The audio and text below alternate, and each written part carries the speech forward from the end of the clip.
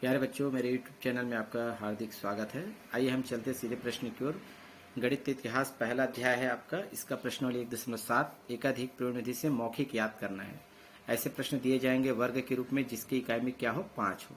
तो सीधे सीधे यहाँ पे इकाई और दहाई दिया गया है। इकाई में 5 है तो 5 का वर्ग करते हैं अलग से सिंगल, तो 25 होता है। एक के आगे आता है 2, यानी इसका गुना आप क्या कर देंगे, अगली संख्या से करेंगे यानी 2 से करेंगे। तो 1 गुना 2 करेंगे तो क्या होगा, 2, यानी इसका उत्तर होगा 225। इसी प्रकार 5 है ना, 25 का वर्ग ज्ञात करना है। 5 का सीधा सीधा आप 25 लिख दें।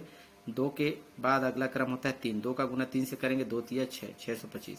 45 का भी वर्ग करना चाहेंगे तो 5 का तो सीधा 25 लिख दें।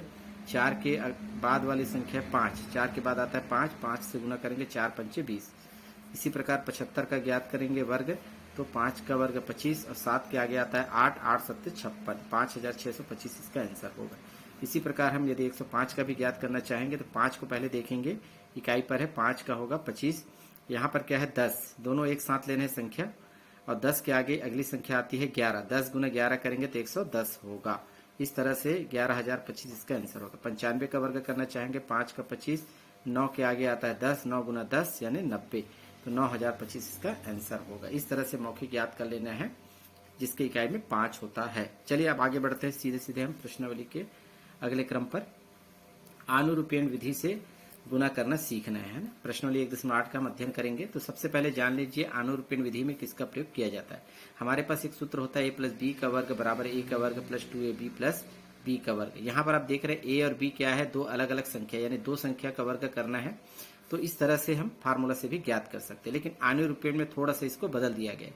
इसके स्थान पर a, इसके स्थान पर ऑब्लिक कर दिया गया है, a ऑब्लिक b का वर्ग बराबर। इसी प्रकार a स्क्वायर प्लस की जगह ऑब्लिक, यानी खंडित है, ये खंड किया गया है, 2ab का 2ab प्लस की जगह ऑब्लिक और ये b स्क्वायर, यानी 3 हिस्से कर दिए गए हैं। यानी कि हम इस सूत्र का प्रयोग नहीं करेंगे, इस सूत्र का प्रयोग करेंगे आनुरूपेण विधि में। तो आइए हम एक ही प्रश्न बताएंगे इसका कि किस तरह से इस सवाल को बनाया जा सकता है। तो हम देखते हैं प्रश्नावली का 1.8 का हम एक प्रश्न लेते हैं, है ना। हमारे पास एक छोटा सा प्रश्न है, 34 का वर्ग ज्ञात करना है। तो आप देख पा रहे हैं इसको इस सूत्र में रखना है ना। तो यहाँ पर हमारे पास a और b के रूप में आ जाएगा, तो इसे हम इस तरह से रख सकते हैं 3/4, a की जगह 3, b की जगह 4, ठीक है। इस फार्मूला में रखेंगे तो किस तरह से बनेगा, इसका वर्ग a का स्क्वायर यानी 3 का स्क्वायर प्लस, सॉरी प्लस नहीं करेंगे, ऑब्लिक करेंगे 2ab, 2 का 2, a का मान 3, b का मान 4, ऑब्लिक b स्क्वायर, b का मान क्या है 4, 4 का स्क्वायर। अब आगे देख पा रहे हैं इसको हम क्या करना है, सॉल्व करना है। 3/4 का स्क्वायर इज इक्वल टू 3 का स्क्वायर 9 होगा, ऑब्लिक 2, 3 और 4 का गुना करें, 2 तिया 6, 6 चौ 24 यहाँ पर आएगा, ऑब्लिक 4 का वर्ग करेंगे, 4 गुना 4 16, 3 खंड बन गए। अब इसे कैसे ज्ञात करेंगे, 34 का वर्ग जैसे हम शुरुआत में किए थे, याद होगा आपको, देखते हैं। 34 का वर्ग को हम लिख सकते हैं 34 गुना 34 दो बार। अब इसमें हम क्या करेंगे, 2 खंड बनाएंगे, क्यों 2 खंड, 3 खंड बनाएंगे, 1 2 3। तो 3 खंड बनाने के लिए हम क्या करेंगे, यहाँ पर 2 लाइन खींचेंगे, 1 2 3, पहले खंड का पहले में, दूसरे मध्य का मध्य में और लास्ट का लास्ट में आंसर लिखना है। तो चलिए लिखेंगे 16, 16 का 6 हासिल 1, 24 है, इसमें बीच में लिखना है, 24 का 4 हासिल लाया 2 और लास्ट में क्या है 9।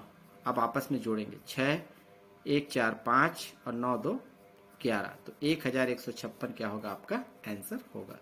ये आपका आंसर है। इस तरह से आनुरूपेण विधि से हल कर सकते हैं। वैसे एग्जाम में ये नहीं पूछा जाता ज्यादातर।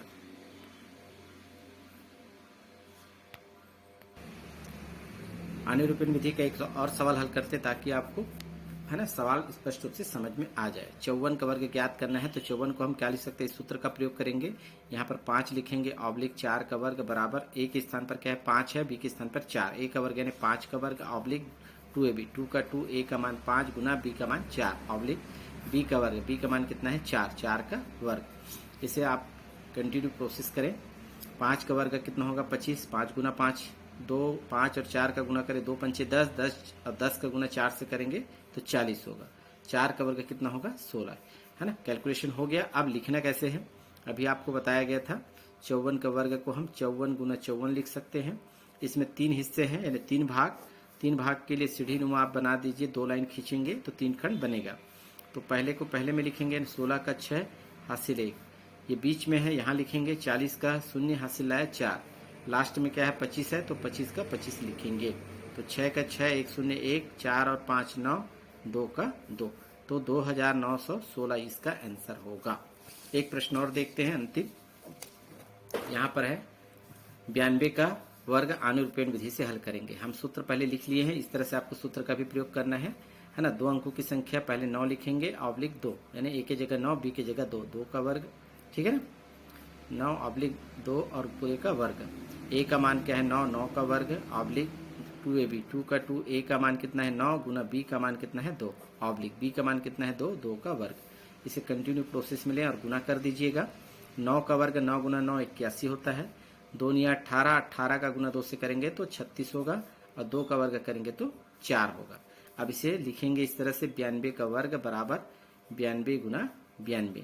सीढ़ी नुमा बनाएंगे आंकड़े 1 2 3, 3 खंड के लिए 2 लाइन खींचेंगे, 1 2 3 खंड तैयार हो गए। पहले खंड का मान यहाँ लिखेंगे 4 का 4 है ना, इसमें कोई हासिल नहीं है। 36 में यहाँ लिखना है तो 36 का 6 हासिल है, तो इसलिए 3। 81 है, इसके बाद तो और कोई खंड नहीं, इसलिए 81 को 81 ही लिखना है। तो 4 का 4, 6 का 6, 3 1 4 और ये 8। इस तरह से ये आंसर आपको प्राप्त होगा।